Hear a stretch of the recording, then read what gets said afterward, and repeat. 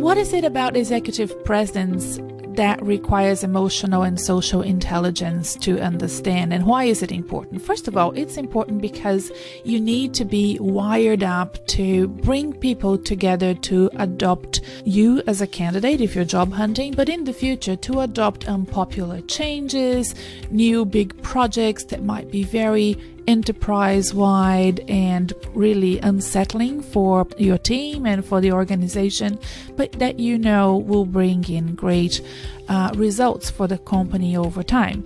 So things like the aspects that I'm going to talk to you today, which I'm going to address in such a way that it helps you during job interviews, you will be able to use them in the future for other things as well.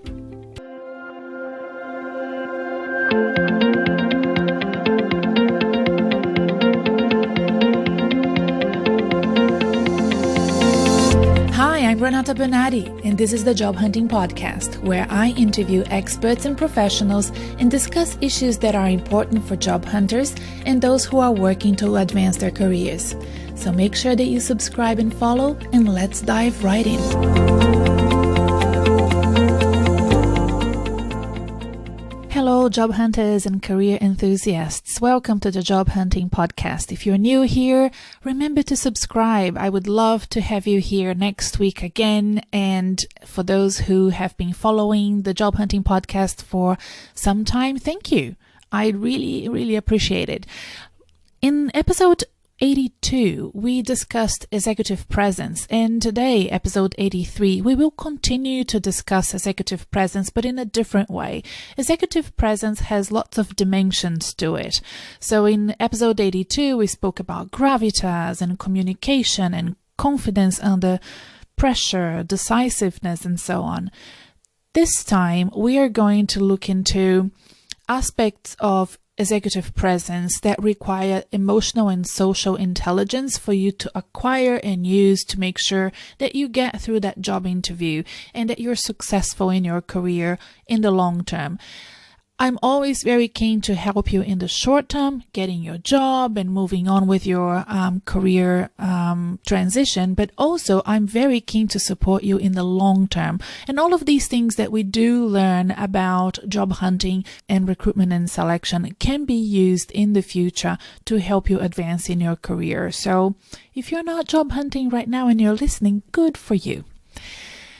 So what is it about executive presence that requires emotional and social intelligence to understand, and why is it important? First of all, it's important because you need to be wired up to bring people together to adopt you as a candidate if you're job hunting, but in the future to adopt unpopular changes, new big projects that might be very enterprise-wide and really unsettling for your team and for the organization, but that you know will bring in great results for the company over time. So things like the aspects that I'm going to talk to you today, which I'm going to address in such a way that it helps you during job interviews, you will be able to use them in the future for other things as well. Number one, let's talk about small talk. In a job interview situation, there is no such thing as small talk.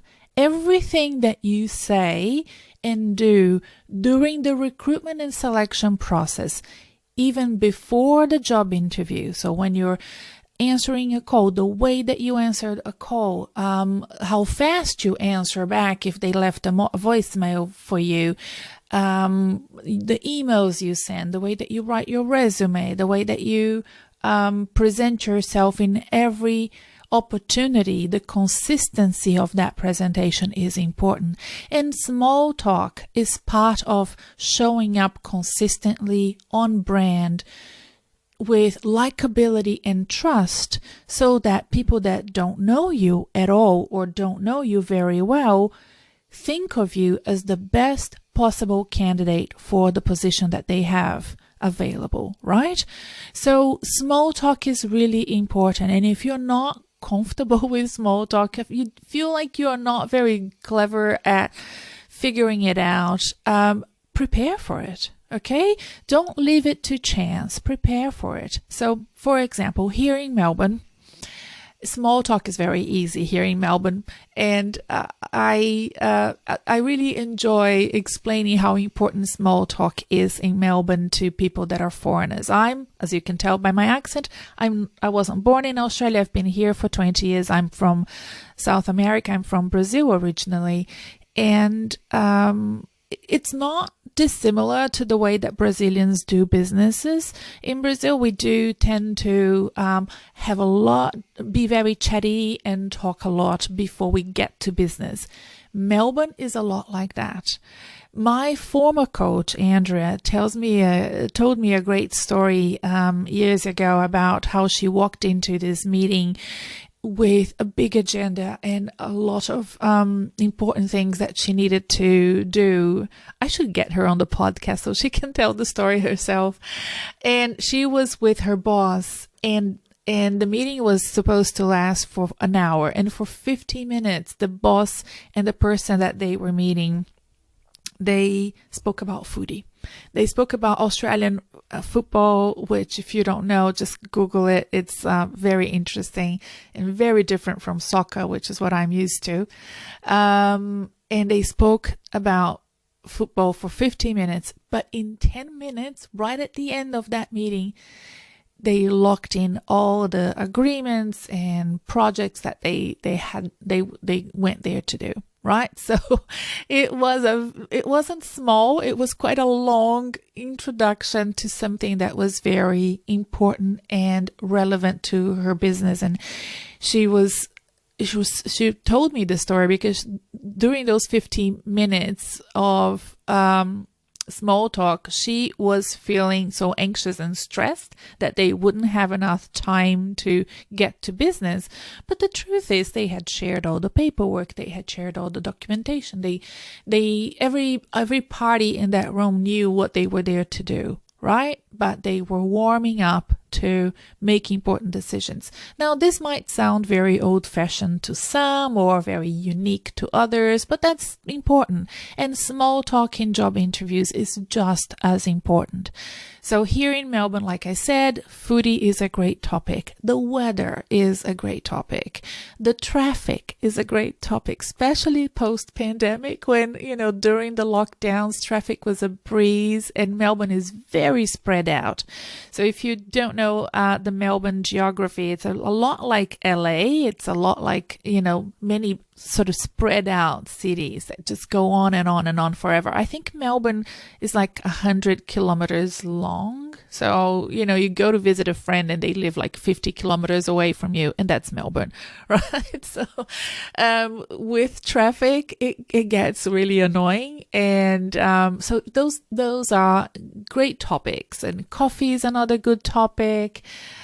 There are several, like the pandemic is a topic. If we have to be sensitive because it might be triggering to some, but you can use your social and emotional intelligence to have like this sort of feeling as to what things will work well. And if you feel like you're not very good at measuring what will resonate well with your audience, go with the tried and tested small talks. Think about what other people say over and over again. Try to remember small talks from your recent past and then reuse that as inspiration. Add your own personal style to them. Okay. And that's the sort of preparation that I like to do when I do one-on-one consultations or when I'm working with my clients as well, because every piece of the puzzle is important to get you that next job.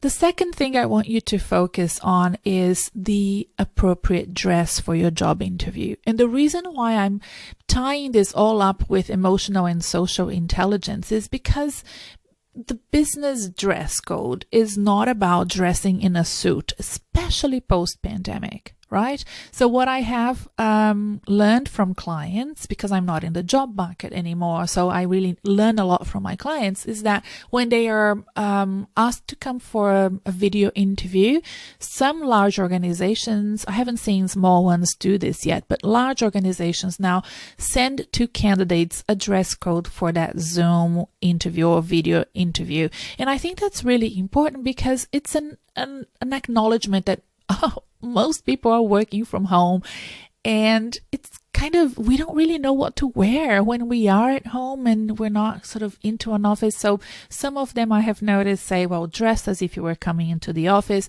which means dress, you know, for a corporate professional, which is 100% of my clients, it's a suit, right? And a tie and all of that.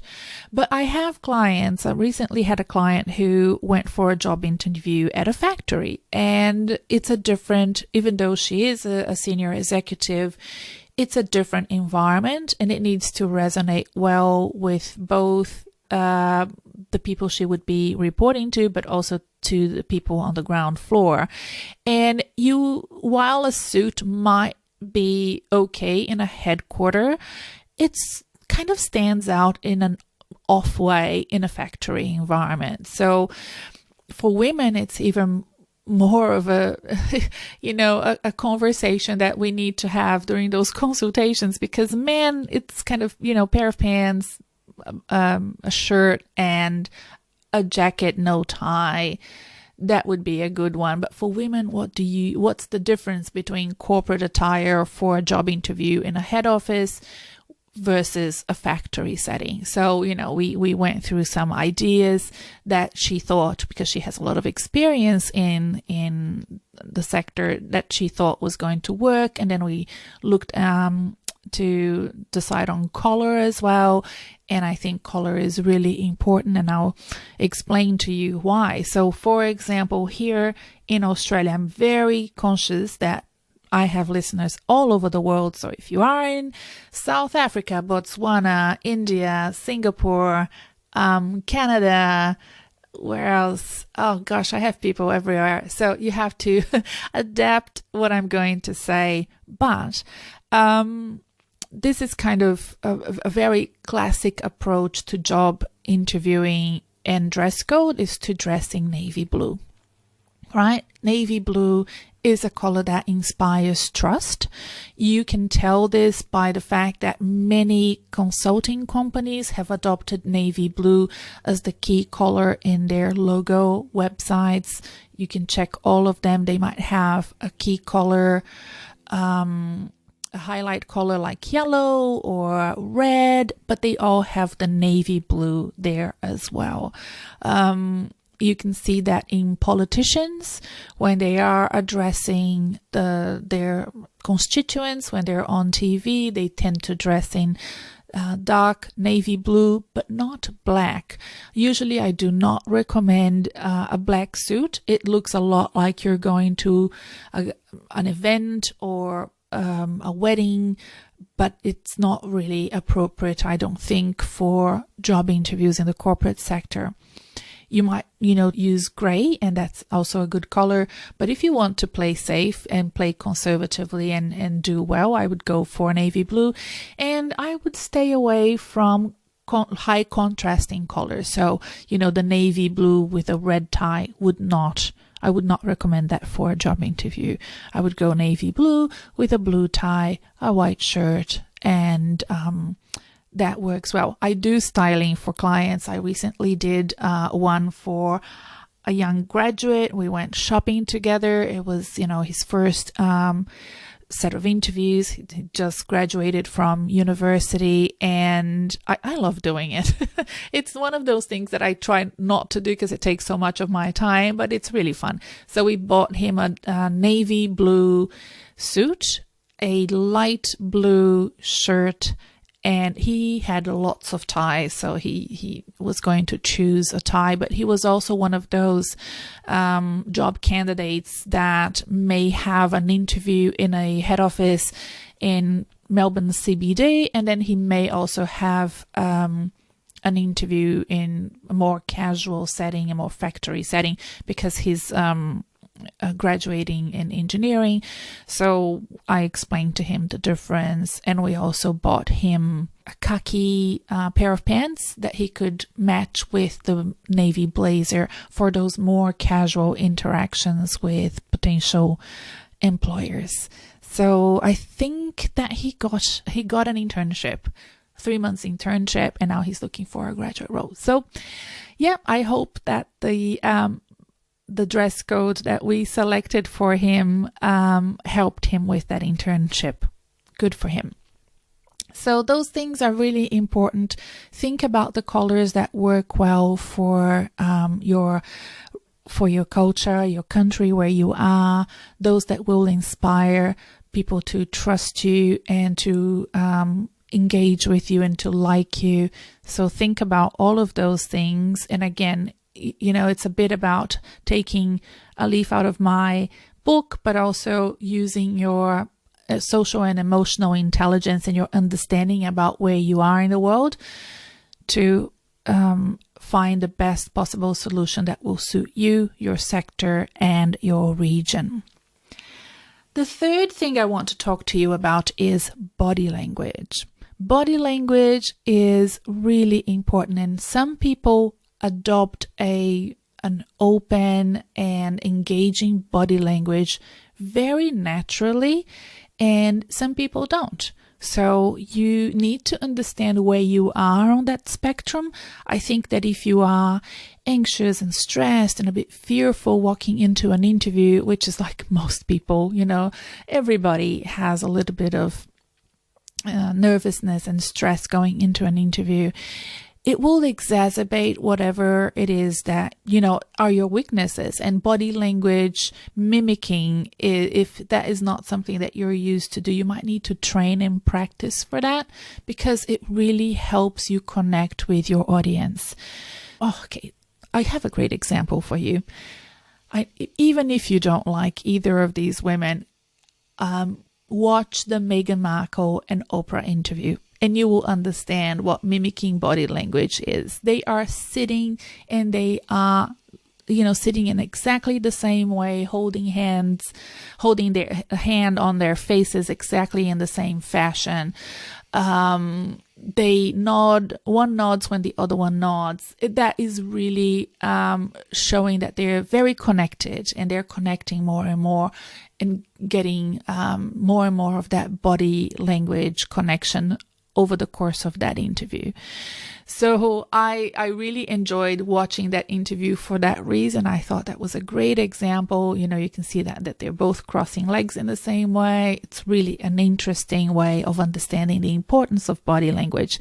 And even if you're doing video job interviews, which happens these days, it's important to have at least a body language that showcases your openness, So learn to use your body language and hands to support your message.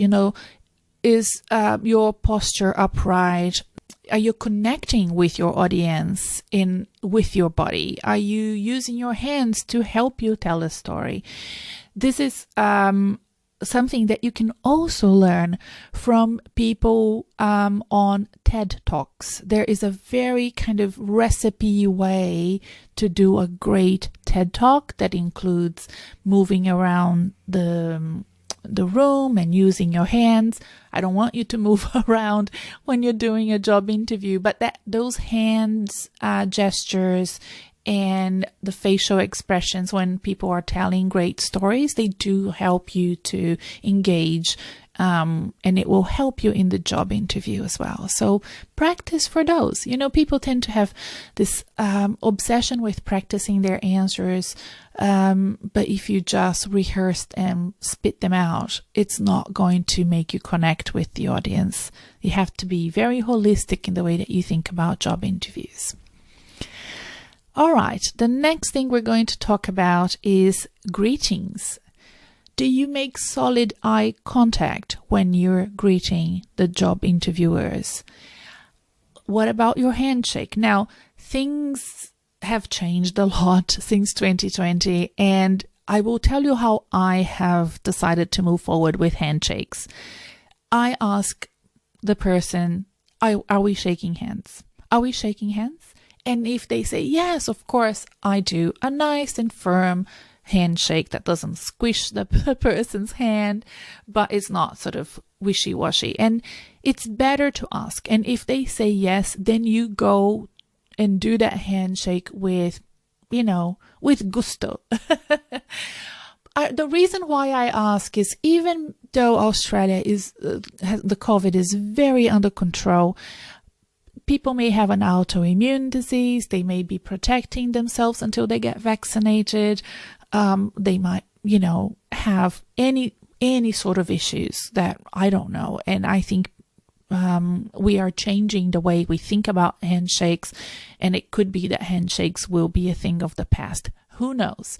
Right now, I ask people, and if they say yes, of course, then we shake hands.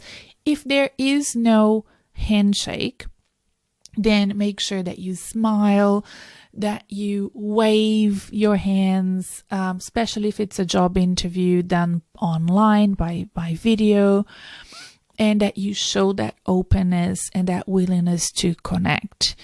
But if you do decide to do a handshake, and if that's okay where you are in the world, and if the person you're meeting is fine with it, then do it with energy and confidence from the start, right? I think what is making people uncomfortable is that they don't know, and then it doesn't feel good when you do it. So that's what I have decided to do personally, and I invite you to consider doing that as well. The interview begins even before you start answering questions, right? That handshake, that solid eye contact, the way that you greet people in person or in video is really important. All right, what else? Let's talk about posture a little bit more, because I want you to think about your body language and connecting with the others using your body language. But I also want you to think about your posture, not just at the start of the interview, but make sure that you sit tall as a mountain and don't slouch. And the reason why it's important to be mindful about your posture is that during the interview, things may go downhill. And if they do, you don't want your posture to give away that you are uncomfortable, right? So sitting in a way that showcases that you are not happy with the outcome of your answer or a question that was asked of you is not going to help you get the job. People have to consider you the best possible candidate for that organization. And if you slouch or if you lean in forward too aggressively when you're answering a question, for example, or if you are not connecting or looking at the camera when people are asking you a question, that may not be the best way to connect with that organization and with the decision makers that are going to be choosing who they want to invest in, who they want to train, who they want to bring on board, and eventually who they want to lead part of their business. And, you need to make sure that you connect with that. When I said looking at the person when they're asking you a question, some people have discussed with me this thing that happens when we are answering a question, that we look away because we're thinking and retrieving information from our memory, and we tend to look away, and that's fine. And I think a lot of people will do that during interview. But remember to come back to the screen and look people in the eye every now and then to make sure that they are connecting with your story. If they are nodding, if they are looking at you, if they are still interested in what you're saying, because not being in person, during a video interview makes it more challenging for you to know when to stop or when to carry on. So that's a really important part of the posture and how you present yourself. And finally, I want to talk to you about gestures and what I said before about that show of hands during a video interview at the beginning, if you're not shaking hands, at least wave. That's really important. I am a big user of hands to tell stories. And I also like to use the palm of my hands to show openness. And you can see that in a lot of politicians, that they've been trained to show their hands and to speak with and use their hands as they're telling a story. I do that naturally. It's part of my culture. In Brazil, we use our hands a lot. I remember my grandmother using her hands quite a lot, and I was fascinated by the way that she used her hands to tell stories when we were younger.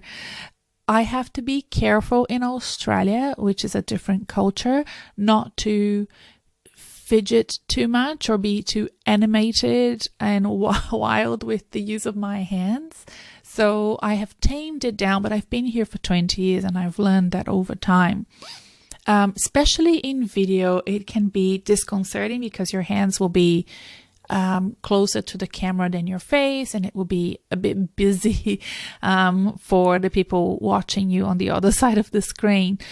But it's important to remember to make sure that you're using your body to engage and answer your questions.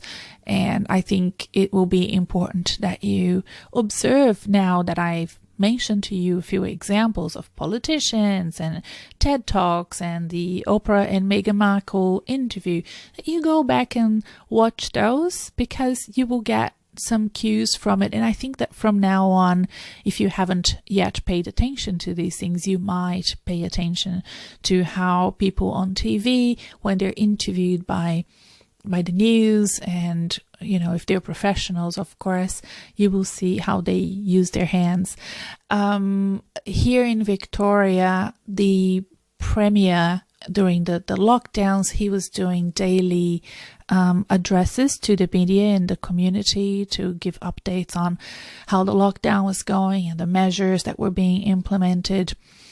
And I remember that for the first, ours was the hardest lockdown in the world, I believe. I'm not sure if that still stands now, but definitely it was terrible in 2020.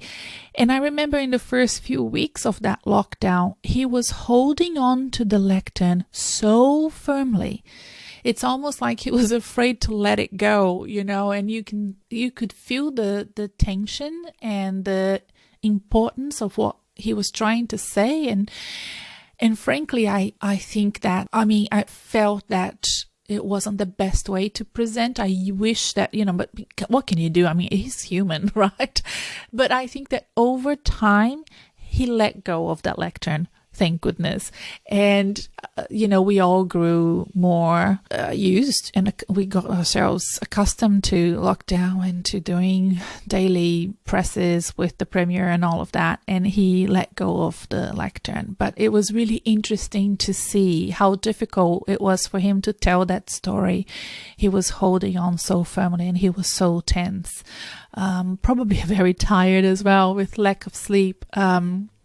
But over time, he did let go of the lectern, and he was using his hands to communicate with Victorians about what was happening here. So that's a good example, and you can now watch the news and observe how people use their hands in video, because now a lot of the interviews will be done on video. I've recently prepared a flyer which I used for an event that was held here in Melbourne on Sunday, and I printed flyers to give out to the people attending this event. And then on Monday, I contacted a few recruiters that I know, and I said, look, I have these flyers. Do you want me to send you some flyers so that you can have it in the office to give to your job candidates? I say this because I get most of my clients, maybe 50% of my clients come to me referred by headhunters and recruiters, right? So I thought, well, maybe if they have a flyer, it's easier for them to recommend me. And they said, well, no, look, there are not a lot of people coming here. In fact, one recruiter said, we haven't seen anybody since March last year. It's all done online, so don't worry. We'll still refer them to your website. And I'm like, okay. So I'm assuming that these recruiters are interviewing everybody online and via video and etc. So we need to start getting our cues and our examples of what to do in our own video format for job interviews, for presentations, for internal communications from TV, from, other professionals that have been trained to do this for many, many years, and we're now sort of catching up. Having said that, I do have clients that have gone to face-to-face interviews, and it's very exciting. It's a bit problematic because if you've been in lockdown for a long time, you may have lost weight or you may have gained weight and your corporate attire don't fit you anymore, and then very quickly you have to figure out what to wear. So if you're in that situation, make sure you have an interview sort of clothes ready that you've tried it on to make sure it fits. So we had a problem like that a couple of weeks ago. It was quite funny and entertaining, but it is stressful. So you don't want to be in that situation, right? That's it for this episode. And next week, we are going to talk about the final aspect of executive presence, which is your reputation and how you maintain a positive professional reputation over time. But if you are here and you're still listening and you're keen to carry on supporting your job hunting experience and your career advancement, why don't you sign up for my newsletter? I have a newsletter. It goes out every week. It sends you the new episode and a whole bunch of other curated articles that I find online and anything that I think is important for my community to get. And it's the only way to get it is signing up for the newsletter. So there's a link to the newsletter registration in the episode show notes, or just go to my website, renatabernardi.com, and you can sign up there. I will send you some free resources as well for you to start using and to help you with your job hunt. Bye for now. Until next time.